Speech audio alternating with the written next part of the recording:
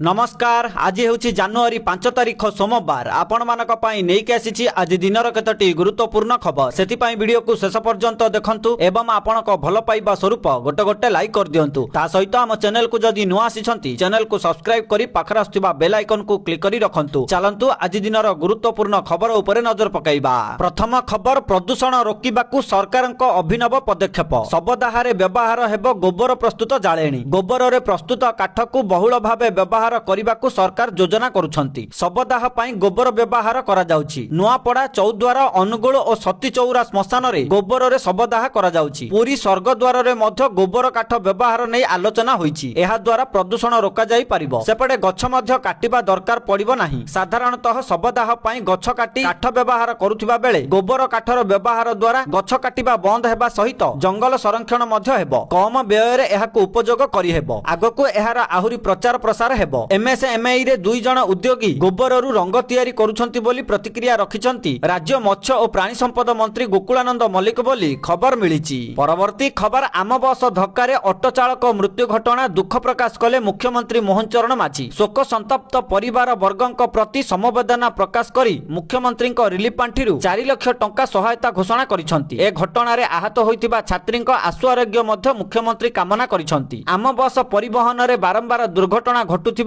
मुख्यमंत्री गभीर चिंता प्रकट करिछंती। आम बस परिचालना संस्था क्रूड सहित समन्वय रक्षा करी ए समस्या रे उन्नति आनिबा पई पदक्षेप नेबाकू से परिवहन विभाग को निर्देश दैछंती। विशेष करी आम बस ड्राइवर मानकर दक्षता वृद्धि उपरे मुख्यमंत्री गुरुत्व आरोप करिछंती। एथि पई नियमित ट्रेनिंग प्रदान करिबा पई से निर्देश दैछंती। ट्रेनिंग प्रक्रिया रे ड्राइवर मानक दक्षता सह सेमानक शारीरिक और मानसिक स्वास्थ्य संपर्क रे मध्य गुरुत्व देबाकू मुख्यमंत्री परामर्श दैछंती। विशेष करी सेमानक मध्य रे संवेदनशील मनोभाव सृष्टि पाई ट्रेनिंग मॉड्यूल करिबा पाई से परामर्श दैछंती। एहा सहित एमवीआई मानक द्वारा आम बस गुड़िकर फिटनेस संपर्क रे नियमित जांच करिबाकू मध्य मुख्यमंत्री निर्देश दैछंती। वाणिज्य और परिवहन विभाग एक स्वतंत्र स्क्वाड गठन करी बस फिटनेस जांच करिबाकू मुख्यमंत्री निर्देश दैछंती। एही परि दुर्भाग्यजनक घटना जेपरि बारंबार न घटे सेथि पाई वाणिज्य और परिवहन विभाग नियमित भावे समीक्षा करी परिस्थिति रे उन्नति आनिबा पाई उद्यम करिबाकू मुख्यमंत्री परामर्श दैछंती बोली खबर मिलिछि। परवर्ती खबर, आहुरी 2 दिन कलबल करिब भीषण कुहुड़ी, यातायात हेबो मुश्किल। 4टी जिला को घन कुहुड़ी अलर्ट। ए नै पाणीपाग विभाग एमिति आकलन करिछि। आज और आसंता काली आभ्यंतरीण ओडिसा रे घन कुहुड़ी दृश्यमान होई पारे। आज और आसंता काली पुरी, खोर्धा, कटक और नयागढ़ विक्षिप्त स्थान रे घन कुहुड़ी दिसि पारे। एही 2 दिन बालेश्वर, भद्रक, जाजपुर, केन्द्रापड़ा, जगतसिंहपुर, गजपति, गंजाम, अनुगुल, बौद्ध, कंधमाल, सुंदरगढ़, रायगड़ा और कोरापुट विभिन्न स्थान रे घन कुहुड़ी रहिबो। 7 और 8 तारिख रे मध्य